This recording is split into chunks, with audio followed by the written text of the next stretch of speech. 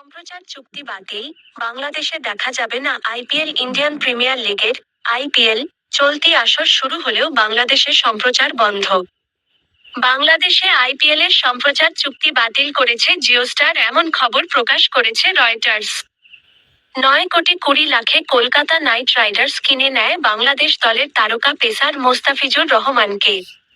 কাটার মাস্টারকে দলে নেওয়ার পরও ভারতের উগ্র হিন্দুত্ববাদীদের হুমকির কারণে টুর্নামেন্ট থেকে মোস্তাফিজকে বাদ দিয়ে দেয় ভারতীয় ক্রিকেট কন্ট্রোল বোর্ড বিসিসিআই। এ কারণে ভারতে নিরাপত্তা শঙ্কায় টি-টোয়েন্টি বিশ্বকাপ খেলতে ভারতে যায়নি বাংলাদেশ।